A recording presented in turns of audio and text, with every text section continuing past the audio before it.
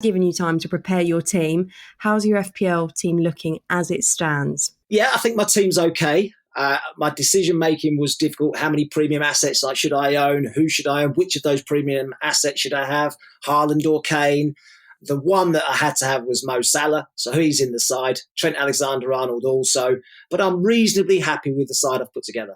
Okay, well, we'll find out a little bit more about who's in your team as the pod goes on, because it is time, I think, to talk drafts, to see how those squads are going. Sam, how settled is yours? Which players are 100% in, regardless of what anyone says to you over the next 24 hours or so?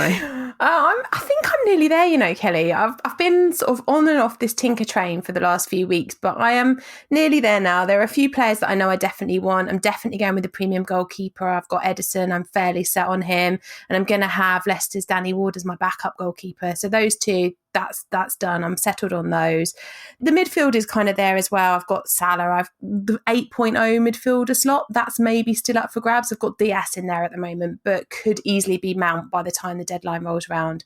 And I'm 100% having Kane over Haaland. I just can't not have Harry. So that will be a big sofa to hide behind when Manchester City are playing on Sunday. I think there's going to be a few people. I'm still seeing people saying that decision between Kane and Haaland is going to go down to the deadline. Jules, I know you're a big Harry Kane fan, but how settled is your side? Which positions maybe are still up for grabs? I keep changing. I change a lot. I go back to the old draft. I have to say, I didn't like Joao Cancelo in the Community Shield, and I hate even more the fact that he wears the number 7 now. There's something that doesn't go with me and him, the number 7.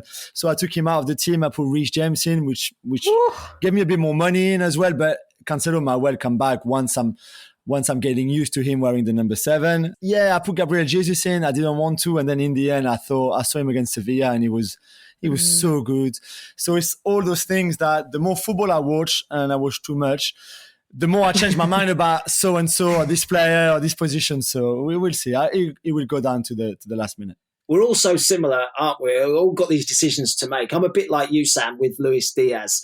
He's in my side at the moment as well, but there's so much competition at the 8 million mark. Obviously, Bukayo Saka at Arsenal, Mason Mount, you mentioned, Kulusevski. There's a number of players there that I've got an eye on, but I really like the impact that Luis Diaz made when he arrived at Liverpool last January. So that was a big call. And then Cancelo or Reece James, I had that, Julian, and I've gone Reece James just to save myself £1 million as well. And then I've got Haaland or Kane up top, and I've plumped the other way to you, Sam. I've gone with Haaland so far. It's difficult though, isn't it, I think, because particularly when you're thinking about those Liverpool midfielder slots and whether you go with Diaz as well as Salah, you have that moment where you're then thinking, or do I actually want Andy Robertson, who was really impressive in the Community Shield? So that 3 Liverpool limit makes that a difficult conversation. The reason I went with Diaz at the start anyway is that Jota's obviously injured at the moment, and they've sold Sadio Mane.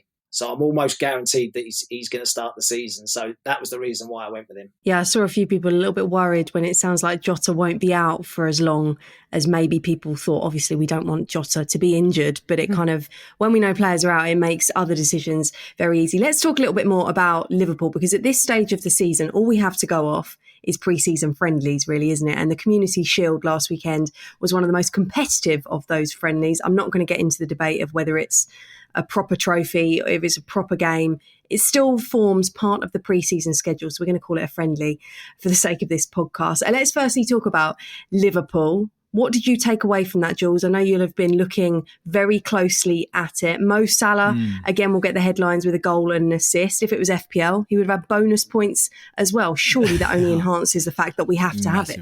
Yeah, massively. I mean, he looked sharper than I think a lot of us thought he would, to be fair, because he's so early, and yet he looked on such good form, which I thought a lot about it, which is not surprising maybe, because considering the fact that he's not going to go to the World Cup, I guess in pre-season, in terms of fitness work, you can push Mo Salah far more than Trent Alexander-Arnold, for example, or someone who you know is going to go to the World Cup, who's going to play a lot more games than Mo Salah between now and the end of December, for example. With Salah, is going to have a month off. If he wants to go on the Amalfi Coast with Matt in November, he can, because it's cool. I'll be working, Julian. So you and I would be in Qatar, but Mo can be, in the hotel you were in. But that's the thing. So it's not surprise really that Salah is so sharp now compared to maybe someone else who would have a different approach to fitness work in preseason because of the World Cup coming up. So Salah just was so good. It was so good. It would be crazy not to have him in your team. Okay, so once again, we have a full house of Mo Salah owners on the podcast. No one dares, especially after that,